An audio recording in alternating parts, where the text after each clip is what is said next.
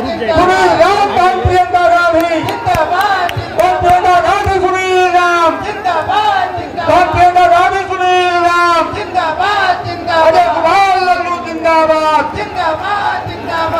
अजय कुमार लल्लू जिंदाबाद कौन प्रियंका गांधी जिंदाबाद कौन प्रियंका गांधी जिंदाबाद प्रियंका जिंदाबाद।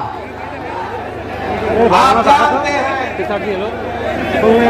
जो संघर्षों की धनी है भैया ओ भाई जिन्होंने सड़क से लेकर सदन तक लगातार जनहित के मुद्दों पर लाठी खाई है, जेल गई है, जनता की आवाज को बुलंद करने का गांधी जिंदाबाद गांधी जिंदाबाद कांग्रेस पार्टी जिंदाबाद प्रियंका जिंदाबाद। प्यारी बहनों, प्यारे भाइयों, काफी समय से आपने इंतजार किया धूप में। आपके लिए आपको मैं यहाँ इस सभा में आपका बहुत स्वागत करती हूँ और आपके प्रति आभार प्रकट करती हूँ कि आप यहाँ आए हैं मेरी बातों को सुनने के लिए। आज चुनाव प्रचार का आखिरी दिन है। ये मेरी आखिरी सभा है जिसमें मैं आप सबसे कुछ बातें कर सकती हूँ, उत्तर प्रदेश की जनता को संबोधित कर रही हूँ। इसके बाद आप लोग पोलिंग में जाएंगे, चुनाव में आप अपना निर्णय लेंगे और एक नई सरकार आपके प्रदेश में बनेगी। 3 साल पहले मेरी पार्टी ने मुझे उत्तर प्रदेश का प्रभारी बनाया। उस समय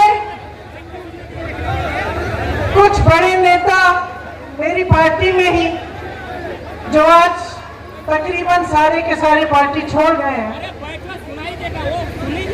वो मेरे पास आए अलग अलग से।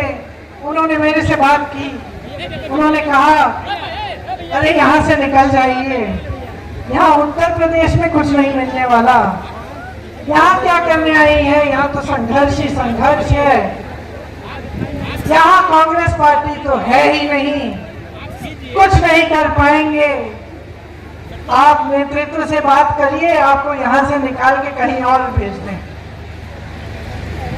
मैंने अपने भाई से बात की जब उन्होंने मुझे प्रभारी बनाया। मैंने उनसे पूछा कि आपके मन में क्या है। मेरे भाई राहुल गांधी जी उस समय कांग्रेस के अध्यक्ष थे। उन्होंने कहा देखो प्रियंका, तुम उत्तर प्रदेश जाओ, कितना भी संघर्ष हो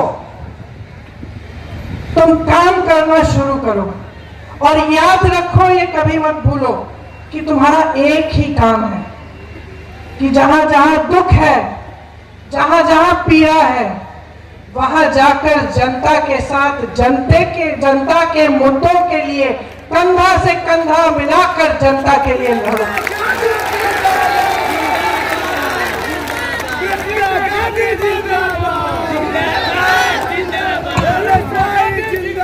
मैं आपके बीच आई। सोनभद्र में 13 आदिवासियों का नरसंहार किया गया था। मैं वहां गई, एक लड़का रामराज गोंड था वहां, वो सब आदिवासियों के परिवार के सदस्यों को मेरे पास लाया। मुझे पता चला कि जिस तरह से नरसंहार हुआ है, पुलिस प्रशासन ने भूमाफिया की मदद कर दी।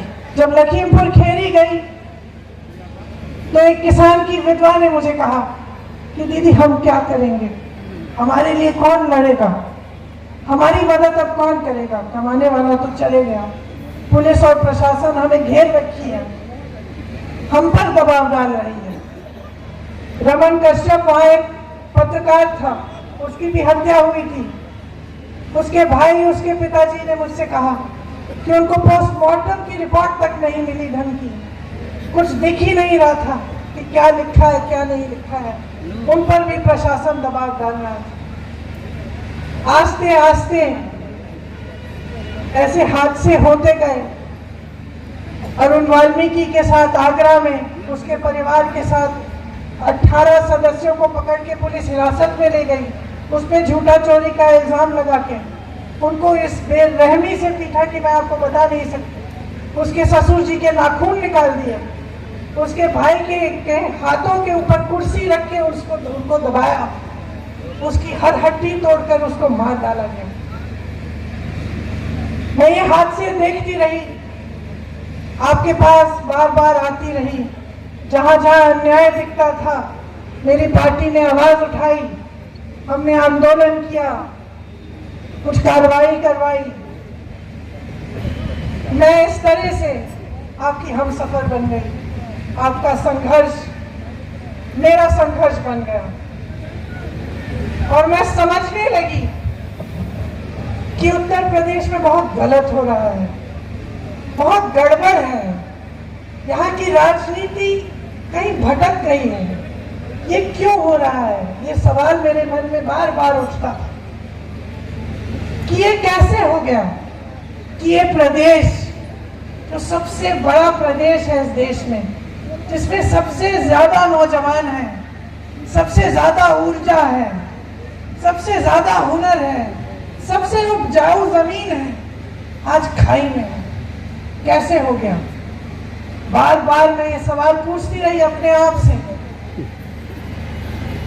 फिर मैंने देखा कि यहाँ के नेता क्या कह रहे हैं, यहाँ के राजनीतिक दल, बहुजन समाज पार्टी, समाजवादी पार्टी, भाजपा जनता के सामने क्या क्या मुद्दे उठा रही है। ये देखा कि बसपा सिर्फ जाति की बात कर रही है, समाजवादी पार्टी एक जाति और धर्म की बात कर रही है, भाजपा धर्म और राष्ट्रवाद की बात कर रही है। यहाँ समस्याएं बढ़ती चली जा रही हैं, बेरोजगारी चरम पर है, तमाम नौजवान बेरोजगार हैं, भर्ती की परीक्षाएं देते हैं, मेहनत करते हैं, फीस भरते हैं, भर्तियों में घोटाला है, परीक्षाएं रद्द कर दी जाती हैं, एग्जाम कैंसिल होते हैं, कट ऑफ चेंज होता है, उनके करियर बर्बाद हो जाते हैं, 4-4, 5-5 साल इंतजार करते हैं। मैं किसी गांव में जाती हूँ, किसी शहर में जाती हूँ, नौजवान मेरे बाप पकड़ लेते हैं, कहते हैं दीदी मदद करो, हमारी तो उम्र ही निकल गई, हम नियुक्ति के इंतजार में हम ठहरे रहे, 5 साल निकल गए, नियुक्ति नहीं हुई। दूसरी तरफ मैं देखती हूँ कि सरकार में 12-12 लाख पद खाली हैं, जहां से रोजगार आना है वहां से रोजगार देने का कोई प्रयास ही नहीं हो रहा है, बल्कि सारे मंत्री आपके सामने, प्रधानमंत्री जी आपके सामने के आकर कहते हैं कि उनको मालूम ही नहीं आपकी समस्याएं क्या हैं, कि अचानक चुनाव के समय उनको मालूम पड़ गया कि उत्तर प्रदेश के किसानों की सबसे बड़ी समस्या छुट्टे जानवर की समस्या है। इससे पहले तो उनको मालूम ही नहीं था। सरकार चला रहे हैं, देश में प्रदेश में तमाम जानकारियां हैं, आपको ये नहीं मालूम था कि उत्तर प्रदेश का किसान कितना परेशान है। आपके रोजगार खाली पड़े हुए हैं सरकार में, आप दे नहीं रहे हो, भर्तियों में भ्रष्टाचार है, आप दुरुस्त नहीं कर रहे हो, मेरी बहनें महंगाई का सामना कर रही हैं, आप एक राशन का पोटला पकड़ा रहे हो इनको। क्या होगा उस राशन के पोटले से? आप निर्भर कर रहे हो इनको ताकि ये आपका धन्यवाद दें। आप मंच पे खड़े होकर कह रहे हो कि इस जनता ने आपका नमक खाया है, ये कह रहे हो। ये है उत्तर प्रदेश के नेता, देश के नेता।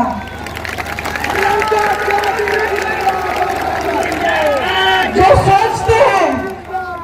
सोचते हैं कि एक पूरा राशन पकड़ाकर आपको उस राशन पर निर्भर बनाकर आपसे वोट लेकर सत्ता में रहेंगे, लेकिन आपको सशक्त करने की बात नहीं कहेंगे, महिलाओं की शिक्षा की बात नहीं करेंगे, महिलाओं को रोजगार देने की बात नहीं करेंगे, ताकि आप कभी अपने पैरों पे खड़े न हो, ताकि आप हमेशा के लिए सोचें कि ये जो बोरा राशन मिलता है आपको, ये बहुत बड़ा एहसान हो रहा है आप पर। इसी तरह से नौजवानों, इन नेताओं को सब मालूम हो गया है, ये अच्छी तरह से समझ गए हैं कि वोट और सत्ता धर्म और जाति के आधार पर इनको मिलेगी, इसीलिए आपको कभी नौकरियां नहीं देंगे, आपको कभी रोजगार नहीं दिलवाएंगे।